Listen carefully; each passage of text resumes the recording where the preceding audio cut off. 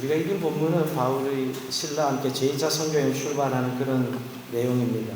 자, 이들의 2차 선교의 목적지는 1차 선교여행 때 바울과 바나바가 소아시아를 다녀왔습니다. 소아시아 다녀온 거를 다시 한번 돌아보고 싶은 것이죠. 이제 복음이 잘 심겨졌는가 해서 제2차 선교여행지를 소아시아로 딱 정하고 모두 만반의 준비를 했습니다. 그 기간에 바나바와 다툼이 있어 헤어지고 신라를 이 동역자 파트너로 삼아서 제2차 선교여행을 출발하고자 하는데, 자, 이제 출발했는데 여러분, 바울이 어떤 성격이에요? 치밀한 성격이에요. 모든 준비가 완벽했을 것입니다. 그런데 하나님이 더 나가지 못하도록, 즉 복음을 전하지 못하게 합니다. 6절에서 보면 성령이 아시아에서 말씀을 전하지 못하게 하시거늘, 또 한 번 7절에도 무시하피르러 비두냐 가우제 에스데 예수의 영이 허락하지 아니하시는지라, 이렇게 두 번씩이나 강하게 성령께서 막으시면서 보게 됩니다. 아니, 이렇게 준비하고 기도하고 다 모든 게 완료되었는데 성령께서 그들의 반응을 막으시는 것이었습니다. 적어도 이 순간만큼은 바울이 하나님의 뜻을 제대로 깨닫지 못하고 있는, 성령님의 인도함을 제대로 받지 못하는 바울의 모습을 보게 됩니다. 결국 어떻게 해서 이들이 하나님의 인도를 받죠? 결국 하나님이 이들을 어떻게 설득하냐면, 밤에 환상 중에 마게도냐 산 하나가 나타나서 우리를 도우라 하는 이런 환상을 보고서야, 우리가 가려고 했던 소아시아가 아니라 이 마게도냐로 하나님 우리의 걸음을 인도하시는구나 생각하고 방향을 틀지. 정말 역사적인 순간입니다. 여러분, 이 마게도냐 환상을 통해서 이들이 소아시아로 가려고 했던 길을, 마게도냐는 유럽 선교문이 열리는, 여러분 2000년 기독교 서구 역사가 바로 이 장면에서 시작되는 것입니다. 바울의 2차 선교여행 이 출발지는 소아시아였으나 하나님의 뜻은 마게도냐 지역이에요. 복음의 문이 활짝 열어져서 제2차 선교여행을 그들이 출발해서 복음을 전하게 되죠. 왜 이 말씀을 드리면, 무조건 선교의 문도 이렇게 열어주셨습니다. 1992년도 여기 작은 그룹이 있었습니다. 저를 비롯한 몇몇 전도사님들이 불어를 공부했습니다. 하고 싶은 불어 공부는 아니었고요. 프랑스에서 10년 동안 공부하고 니스에서 박사를 하고 오신 교수님께서 저를 만나서 교제하다가 프랑스 이야기를 늘 하시는 것이었어요. 이분은 프랑스에서 예수님을 만났어요. 너무 간절했던 것이죠. 별로 이렇게 환영하지도 않으셨는데도 막 설명을 해주시고 그러면서 불어를 배우라는 것이었습니다. 아니, 그때가 신대원 3학년 때였는데 헬라어 히브리어 하기도 너무 힘들어 죽겠는데 프랑스어까지 공부하라는 통에 안 하겠습니다 라고 했는데, 그런데도 계속 굴하지 않으시고 프랑스 공부를 하십시오. 근데 제가 가르치는데 공짜로 가르쳐 드리겠습니다. 우리 그때는 공짜는 양잿물도 마신다는데 이러면 공짜라는 소리 어쩔 수 없이 불어를 공부하게 됐는데, 공부하다가 그 당시에 모세라는 책으로 공부했죠. 요새 불어 교재가 너무 많지만 그때 93년도에는 딱 한 교재밖에 없어요. 모세라는 10% 책이. 근데 그 공부를 하다 3분의 1 지점에 전 세계 프랑코폰 지역이 지도로 나옵니다. 프랑코폰, 즉 세계에서 불어를 공용하나 공식으로 쓰는 지역이 48개 지역이라는 사실을 그 한 그림 속에 나타나시는데, 그때 제 마음속에 하나님 강력하게 말씀하시는 것이었어요. 이 지역을 놓고 기도하라 라는 강렬한 사인을 받습니다. 거부할 수 없는. 그때 저는 신대원 3학년 빨리 졸업하고 미국에 유학 갔다가 와서 이 전통교회 부임해서 목회를 꿈꾸던 그냥 평범한 신학생이었거든요. 하나님이 강렬하게 내 가슴 속에 이 지역을 놓고 기도하라는 사인을 받고 순종하지 아니할 수 없었습니다. 그래서 그때부터 결국은 불어 공부는 하지 않고 기도 모임으로 자꾸 변질되는 그런 시간을 가지면서, 도대체 왜 이 지역을 기도하라 하셨는가? 물론 그때 그리스도인데 한국교회 막 선교가 열어질 때죠. 막 선교의 문이 열어질 때 왜 이 지역으로 기도하라 하셨는가? 그러나 이 지역에 대한 정보도 없고 이 지역에 대한 가서 사역의 선교사님도 없을 때였습니다. 그래서 결국 할 수 있는 정탐을 했던 것이죠. 정탐을 시작하면서 이제 그 지역, 프랑스부터, 그래서 93년도 프랑스 파리를 중심으로 94년도 프랑스와 유럽의 브로큰을, 또 95년도 브로큰 아프리카, 이렇게 이제 정탐 여행을 한 달씩 이렇게 다니면서 도대체 왜 이 지역으로 기도하라는 하나님의 뜻을 찾았죠. 결국은 한 가지였습니다. 이 땅이 너무너무 소외되었다는, 즉 정보도 없고 가서 사역하는 선교사님도 계시지 않았습니다. 더구나 불어권의 종주국인 프랑스는 너무나 발달된 성진국이고 또 예술의 도시, 예술의 나라 이런 이유로 선교할 필요가 없는 서구 기독교 2000년 역사를 가지는데 무슨 선교가 이 땅에 필요하느냐 이런 인식을 가지고 있었기에 사실 아무도 이 땅을 선교하려고 생각하지는 않았습니다. 그래서 결국은 그 정탐 결과가 하나님 이 땅이 소외되었고 하나님의 이 땅을 위해서 기도하고 또 많은 선교사 나가기를 원하는 하나님의 마음을 받고 그때 순장에서 소그룹 모임으로 처음에는 무지개 선교회라는 이름을 시작했다가 2년 뒤에 어차피 하나님이 불어권 지역을 향한 하나님의 마음을 우리에게 주셨는데 불어권 선교회라는 이름으로 개명을 해서 지금까지 사역을 하고 있습니다. 가보니까 정말 소수의 선교사님들만 사역을 하고 있으셨어요. 여러분 그 당시에 불어권에 나가 있는 선교사님들은 다 합해봤자 20가정이 되지 않았습니다. 1993년도, 4년도, 5년도 제가 했을 때 아프리카에 나가 있는 선교사님들 전부 케냐에 가 계셨고 남아공에 가 계셨지 불어권 아프리카에는 거의 계시지 않았습니다. 그나마 다른 외국 선교단체가 그나마 선교를 하고 있어서 쪼인된 한국 선교사들이 몇몇 가정이 코트디부아르나 세네갈에 가 있었던 그런 시대였죠. 그래서 도대체 알 수 없는 선교적으로 더 알 수 없는 그런 지역들이었습니다. 여러분 우리가 지금 23,000명 선교사를 파송하는 나라예요. 우리 선교 제4등 국가다 이렇게 이야기하는데요. 예전에 미국 땅으로 많이 선교를 파송했다. 지금 선교사가 26,000명에서 스탑하고 이제 떨어지기 시작하고 이제 선교사가 한국교회에 막 들어오고 있어요. 이제 아마 2만 명도 안 될 거예요. 좀 있으면. 옛날에 10만 선교사를 파송하자 구호를 외쳤는데 더 이상 한국교회는 10만 선교사 파송하자는 이야기를 하지 않습니다. 그만큼 이제 한국교회가 정지되어 있는 성장세가 멈춰 있는 것을 우리가 알 수 있죠.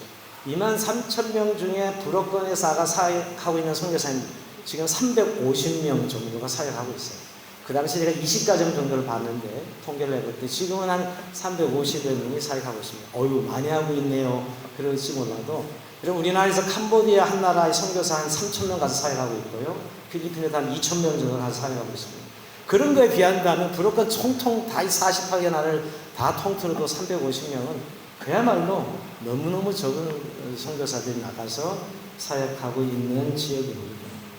그야말로 선교지로 선택되지 않는 그런 지역이 바로 불어를 공용으로 쓰는 이 불어권 지역이지요. 근데 여러분 물론 불어권을 이야기할 프랑코폰 그러면 옛날 프랑스가 식민지배를 삼았던 나라들이죠. 이제 특강 시간에 좀 자세하게 나눌 텐데요.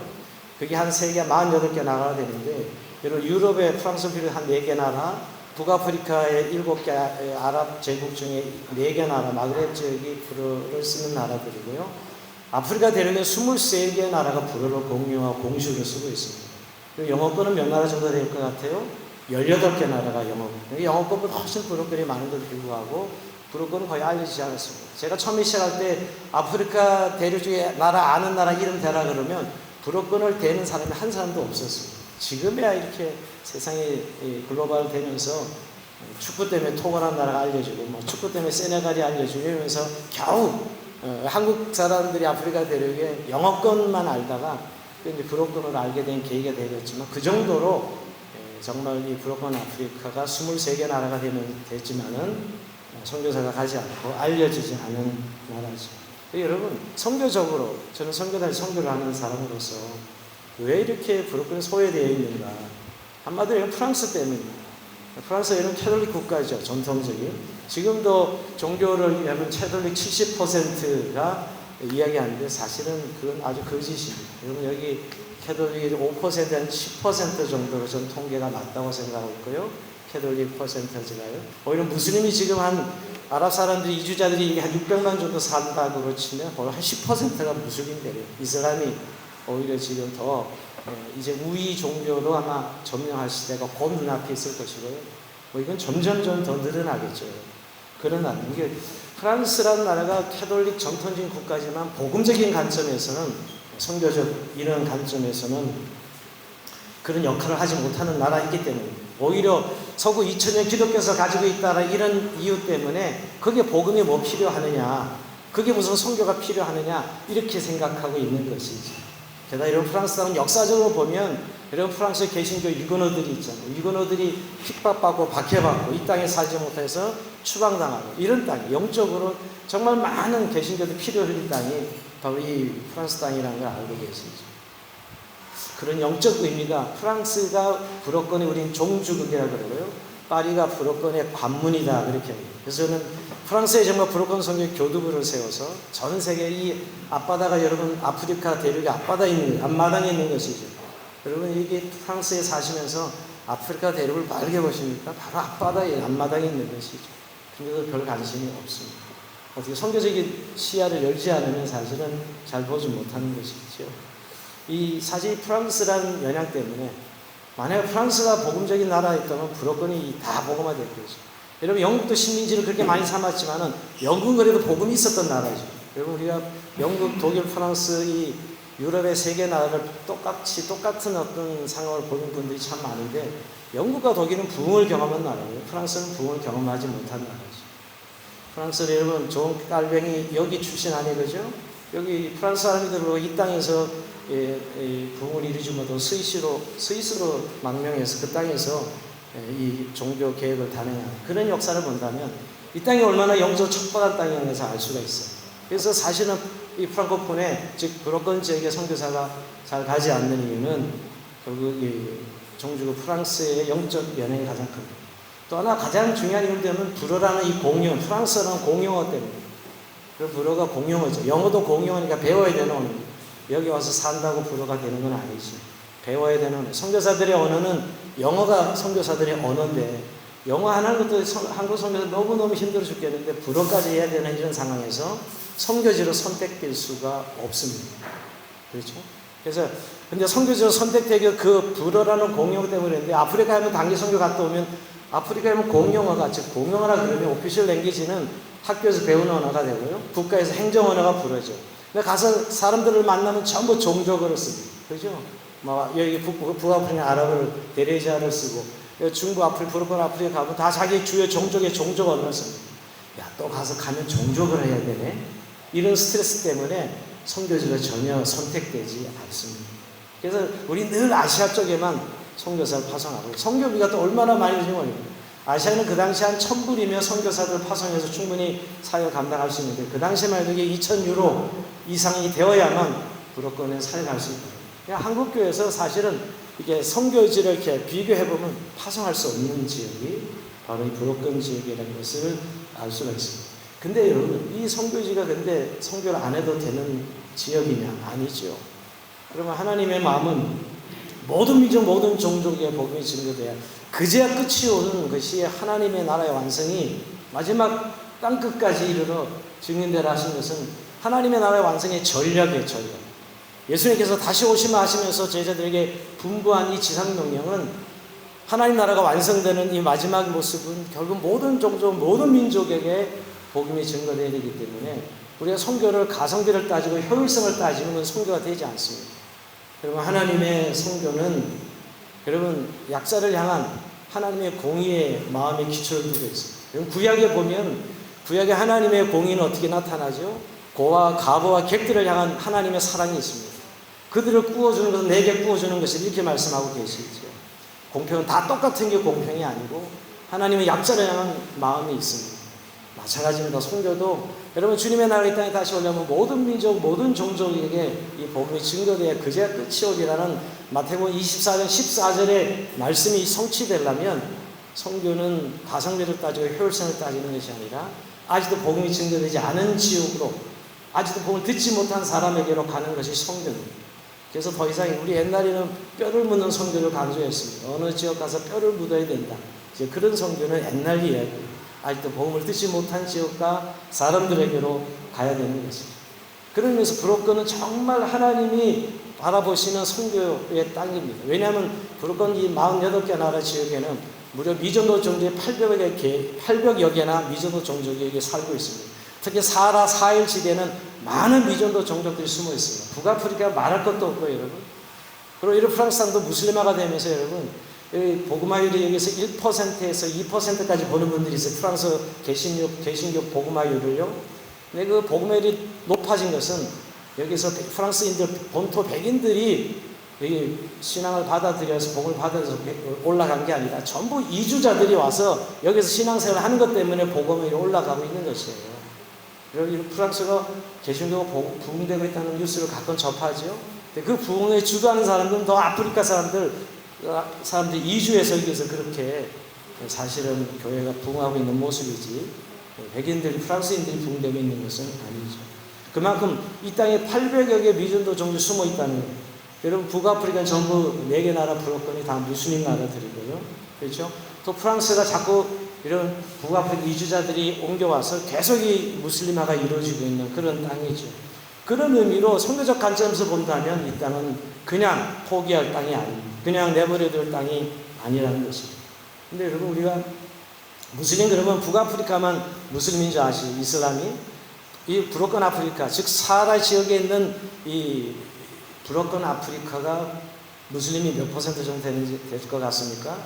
여러분, 세네갈은 95%, 니제르 90%, 여러분 말리 80%, 차드 60% 다 무슬림들이에요. 전도된 무슬림들이죠. 무슬림들이 남하하면서 아프리카 대륙을 알라에게 이 구호를 외치면서 많은 오일달러를 가지고 지금 아프리카를 그냥 점령해가고 있다는 거예요. 원래 아프리카는 기독교 서구들이 제일 먼저 선교사 파송나와서 복음을 전한 그런 땅이었어요. 목숨 걸고. 근데 여러분 다 무슬림으로 바뀌어가고 있는 것이에요. 남하하고 있죠. 계속 그런 의미에서 지금 우리가 복음을 전하지 않으면 언제 복음의 문이 닫힐까? 여러분, 지금 무슬림 땅에는 우리가 선교사 비자 들어가지도 못하고 다 위장해서 들어가고 신분을 속이고 들어가잖아요. 그래도 그 땅을 포기할 수 없기에 많은 선교사들이 한평생 한 명도 전도하지 못하면서도 그 땅을 위해서 기도로 눈물로 기도로 복음을 전하고 있다는 거예요. 하나님 나라가 이 땅에도 이루어져야 되기 때문에. 그렇죠. 그렇게 선교를 하고 있는 것입니다. 그러기에 우리가 지금이 기회라는 것입니다. 여러분, 세네갈이 95% 무슬림화가 이루어졌고, 아까 말리, 니제르, 차드, 사하라 지역에 있는 모든 부록권 아프리카가 다 무슬림화가 이루어짐에도 불구하고 문제는 선교사 비자를 줍니다. 개방돼서 지금도 복음을 전할 수가 있어요. 이런 일이.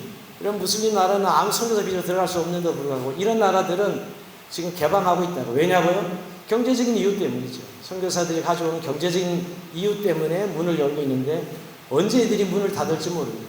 만약 그들이 경제적 이해관계가, 경제적인 문제가 해결된다면 더 이상 선교사를 받지 않겠죠. 비자를 주지 않을 것입니다. 자, 그런 의미에서 부록권은 지금 21세기 선교의 기회의 땅입니다. 하나님의 마음이 머무는 땅이고, 우리가 정말 주님의 나라를 기다리는 하나님의 백성들이라면 이 땅을 그냥 무시하고 지나갈 수 없는 것이죠.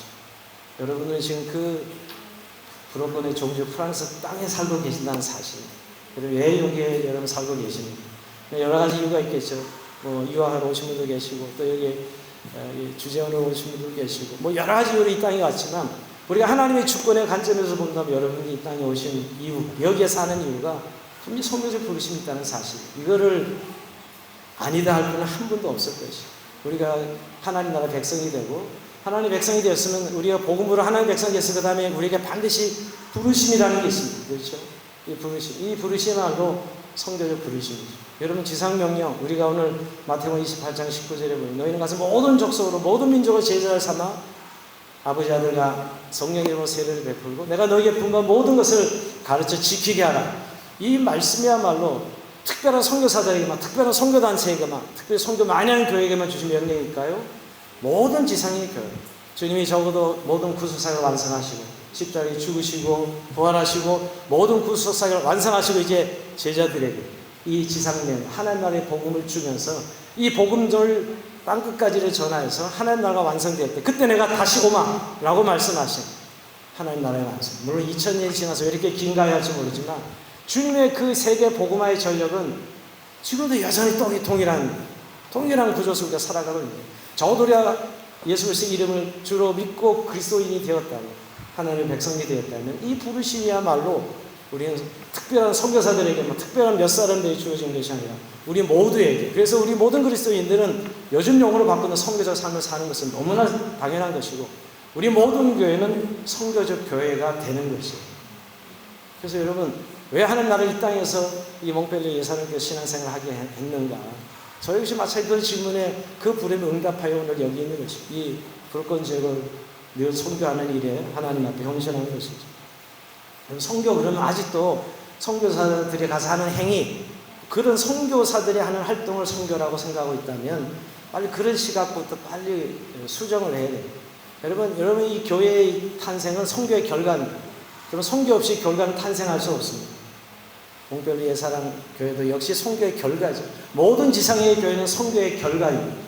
선교는 교회의 본질입니다.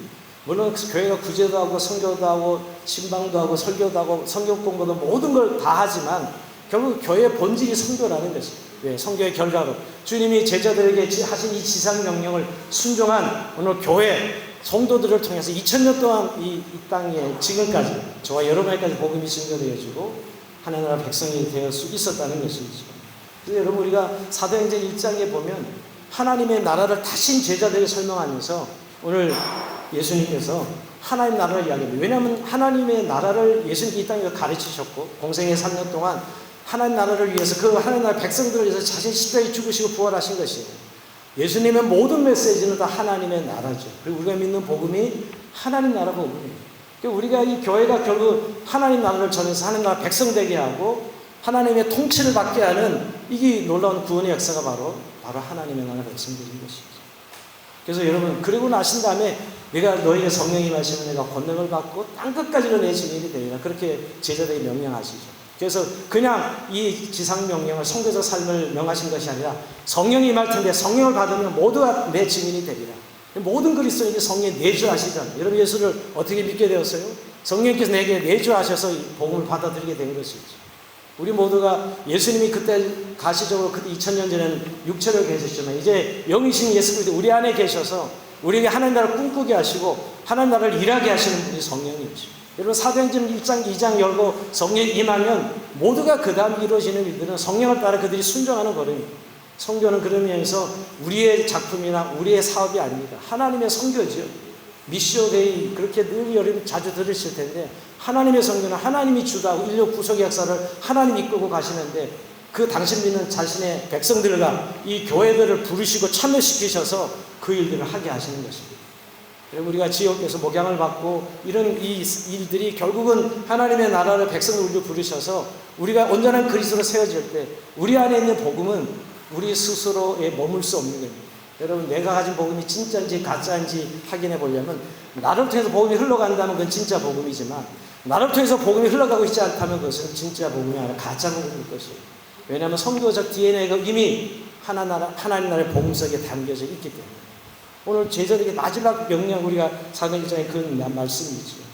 하나님의 계획이 인류 구원 역사고 다시 오시마 하면서 결국 이 땅끝까지 전해질 때 내가 하나님 나라 완성될 때 주의 재림이 임한다는 사실을 분명히 말씀하시고 저와 여러분을 지금 부르고 계신 것이죠. 이 선교적 삶으로 선교적 교회로 초대하셨어요. 그렇게 선교가 어떤 선교지에서 일어나는 행위에 국한되는 것이 아니라 그 선교는 꼭 가야만 되는 행위가 아니라 교회가 존재하는 이유예요. 교회가. 그래서 교회는 우리가 그 동네에 복음 전도하고 그 동네를 떠나지 않고 우리는 아무 타문화권과 관계없다 그러더라도 주님의 지상 명령을 받은 교회는 월드 크리스찬, 월드 철치가 될 수밖에 없어요. 그 복음 안에 DNA가 내가 예루살렘과 온 유대와 사마리아와 땅끝까지 이르러 내 증인이 되리라. 여러분 예수님도 그 팔레스타인을 떠나본 적이 없으신 분인데도 불구하고 땅끝까지 이뤄내지 그때 내가 그저 올 것이다라고 말씀하셨기 때문이죠. 그렇게 여러분 우리가 선교할 때 선교사의 일이라고 생각하고 우리는 돕기나 하지 이런 생각을 빨리 버리셔야 됩니다. 선교는 모두 함께 우리 교회가 하는 일이고 성도들이 하는 일입니다. 선교단체나 선교사의 전유물이 아니라는 것입니다. 여러분 우리가 복음 전도를 통한 하나님 나라를 이게 구현하는 것은 그 모든 교회가 가지고 있는 사명이요. 하나님 주님께서 주신 지상 명령을 수행하고 있는 것이죠. 오히려 선교의 주체는 지역교회입니다. 지역교회. 저희 선교단체는 파송예배를 드리지 않습니다. 지역교회가 파송하는 거죠. 여러분 안디옥교회가 첫 이방교회가 되어서 바울과 바나바, 바울과 시라를 파송한 교두보 역하는 교회가 안디옥교회. 그러나 현대의 선교가 발달하면서 전문성이 필요하기에 선교단체가 좀 생긴 거죠. 목적은 같지만 선교사를 더 전문적 선교단체가 있지만 똑같은 데 사실. 저는 늘 선교로 생각할 때 축구 경기로 생각합니다. 여러분 축구 경기 할 때 우리 대한민국이 축구할 때 보면 늘 손흥민 선수 한 골 넣어서 승리하지만 손흥민 선수 한 골 넣어서 승리하는 것이에요. 11명이 막 죽을 똥 살똥 뛰어서 1대0으로 이기는 것이고 모두 11명 협력하는 것이죠. 아니 11명만 뛰는 거예요? 밤에 밤새지 않고 대한민국 5천만이 전부 응원하고 있습니다. 목 터지라고 응원하고 있죠. 제가 왜 이야기하냐면 선교가 그런 것이에요. 우리가 선교사든 교회든 선교단체든 결국 이 지상의 역할과 각기 부르시는 모습은 좀 다르지만 결국은 하나님 나라를 완성하기 위해서 모두가 선교사, 선교적 교회로 세워져 쓰임받고 있는 모습이에요. 교회의 궁극적 본질이 거기에 있는 것이지요. 교회에게 주신 지상 명령입니다.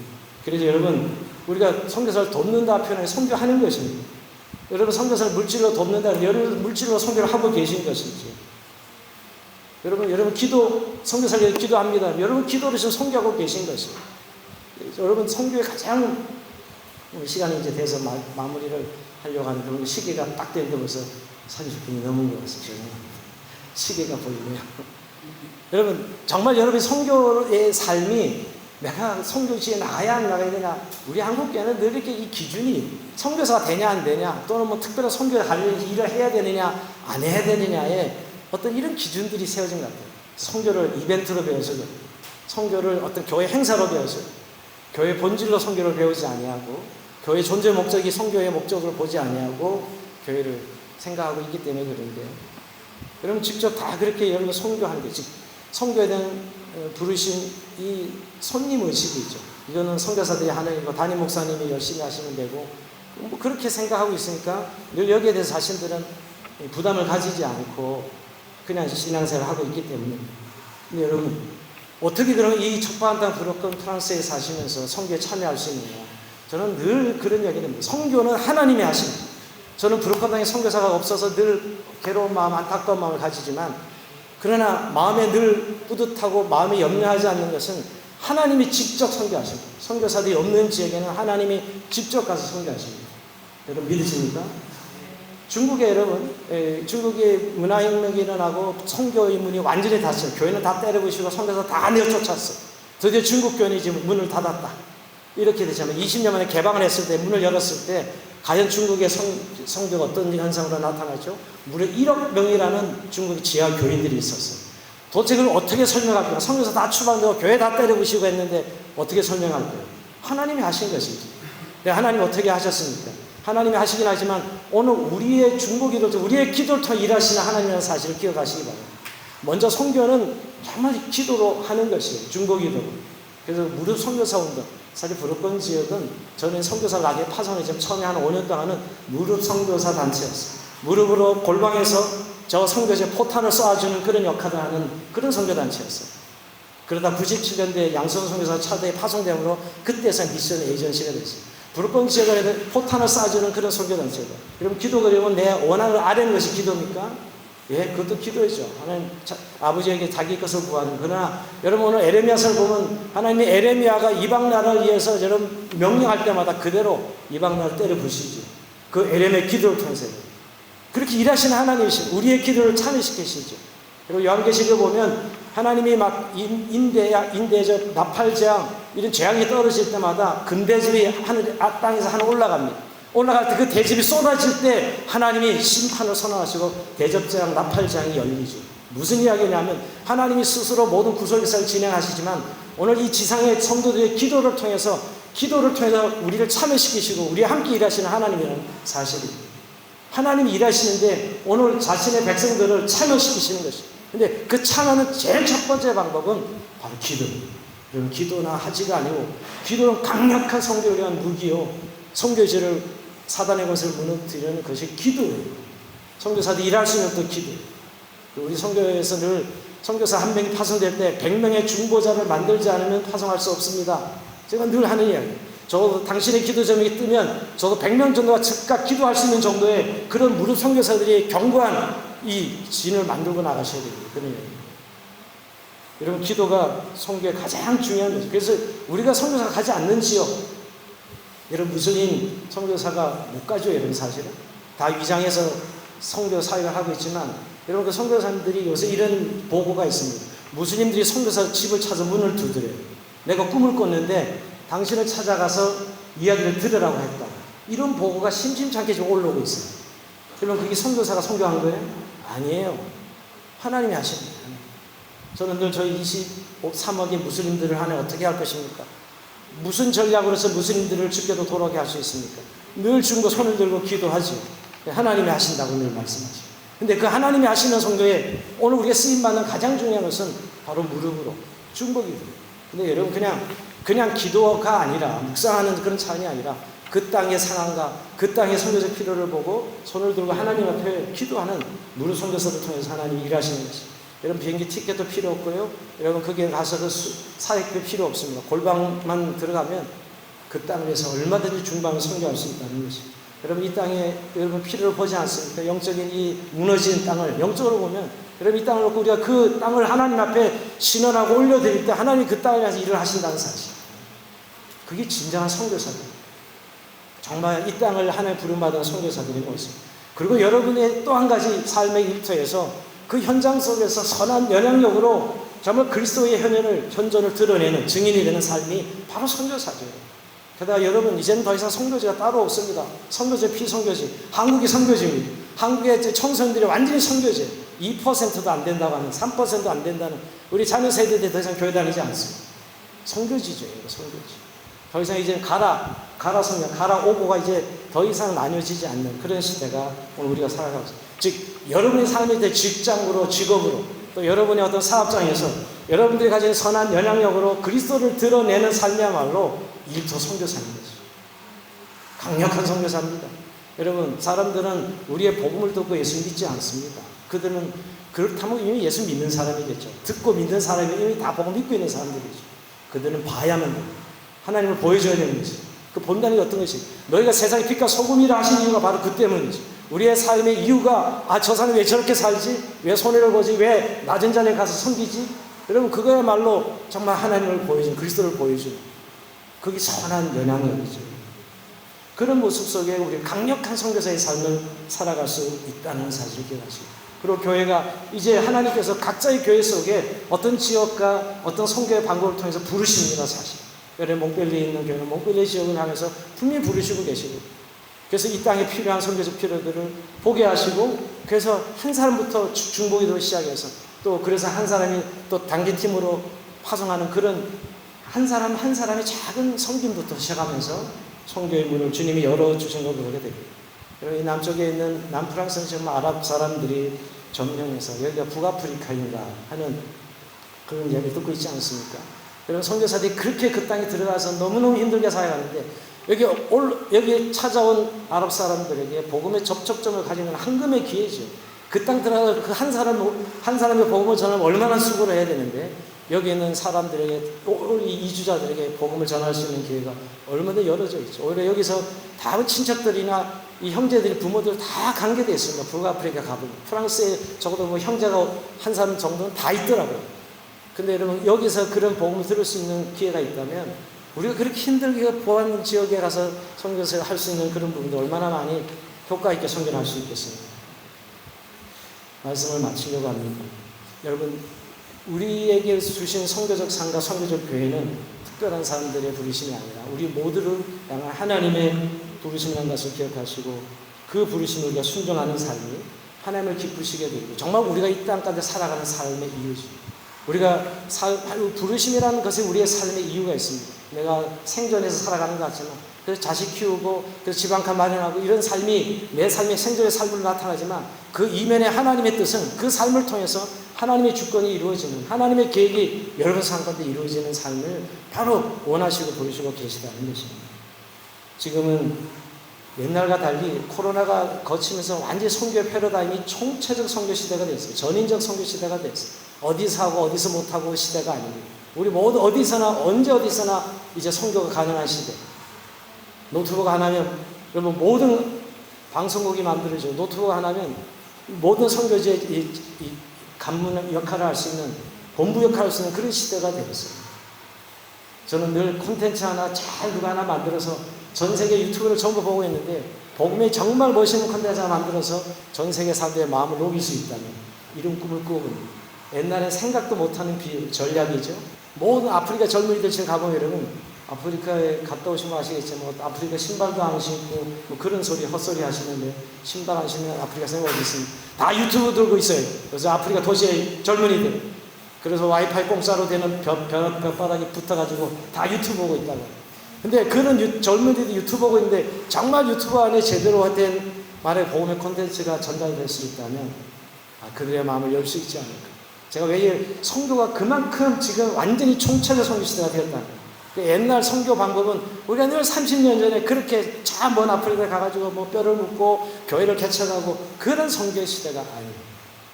본부에서 여러분 지금 우리가 앞에다 모니터 들고 선교사들과 기도 모임을 같이 진행하고 있고, 제가 30년 전에는 선교사님들 기도 편지 받으면 한 달 걸려서 오는데 딱 내용을 보면 이미 다 상황 종료된 기도 제목들을 받았어요. 한 달 걸렸어요. 기도 편지가 오면. 지금은 소통 바로 실시간 소통하면서 기도하는 시대. 우리가 얼마나 위대한 선교 시대를 맞이했냐. 이 우리가 살아가는 시대에 이렇게 기술이 발달이 모든 것들은 세계 복음화를 앞당기기 위한 하나님의 전략이에요. 비행기가 발달되고 이 통신이 발달되고 이 모든 것들은 결국 이 세계 복음화를 향한 하나님의 나라가 이 땅에 완성되기 위한 복음화의 전략을 주신 것들이에요. 세속화이긴 하지만 그것을 우리가 복음적으로 이용하면 그만큼 우리가 이 시대에 위대한 성도 시대를 우리가 살아가고 있고, 하나님의 나라가 이 땅 가운데 전 늘 그러니까 하나님의 나라가 속히 임하여 주시옵소서. 우리가 주기도문을 할 때마다 나라가 임하오시며 수없이 여러분 기도하지 않습니까? 그냥 하는 기도 아니죠. 주의 나라가 이 땅 가운데 완성되는 그 나라를, 그게 바로 선교와 연결되어 있는 기억하시고, 여러분 이 몽펠리에 사는 교회가 지금까지도 선교적 교회로 아름답게 성장하고 여러분들이 이 땅을 지키고 이 땅을 위해서 수고를 주님이 너무나 잘 아십니다. 더욱더 아름다운 선교적 교회로 또 선교적 삶으로 쓰임받는 은혜가 있기를 주의 이름으로 축원드립니다.